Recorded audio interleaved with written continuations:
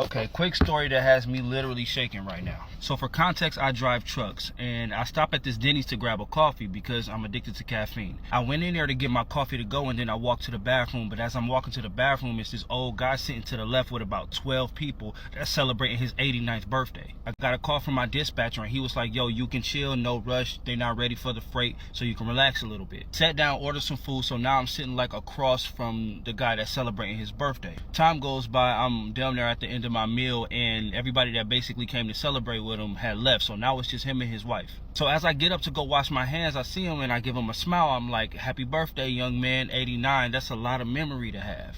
Here's the thing, I don't even know why I said that. He could have had Alzheimer's. I'm not even sure what I meant by that. But that's what I said, and he said, well, thank you, young man. And he smiled, and he kind of just stared at me, and I just walked back there and washed my fucking hands. So I come back, and his wife is gone. She's talking to some other lady that goes to the same church they do, and he sees me, he says, come here, come here, come here. And I said, yes. And he said, there are way too many things that I wish I could forget. And I said, yeah, man, you make it to damn near 100 years old. I'm pretty sure you got a handful of regrets. And he looked at me with the most serious look ever and said, you have no idea.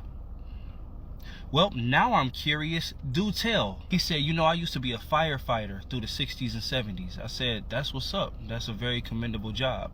And he said, yeah, it should be. He said the 60s and 70s was a different time in every way possible. You know that, right? And I'm just like... He said, back in those times, I was a way different man, and who knew that we'd get to the point where we are in society today, and I'd be feeling the way I'm feeling about the decisions that I made back in those times. So I'm like, man, if you won't fucking tell me, bro.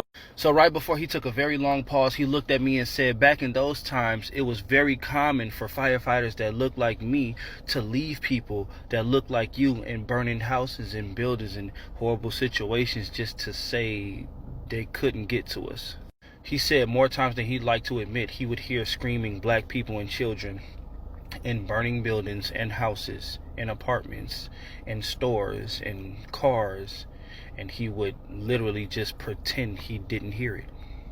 He said his last time doing it was when he made eye contact with the baby that he deliberately went into a building to save and deliberately didn't. And he said that was the last time he did it, and he quit that year. He said the nightmare still hasn't stopped. He still hasn't forgiven himself, and therapy helps, but it's still a living nightmare to have those memories. And I guess that shit just shocked me so much, because when it came to firefighters, I never thought of them like that. Like when it came to like police officers, lawyers, and judges, and everybody else, we knew they didn't give a fuck. Especially police officers, we knew they didn't give a fuck about us.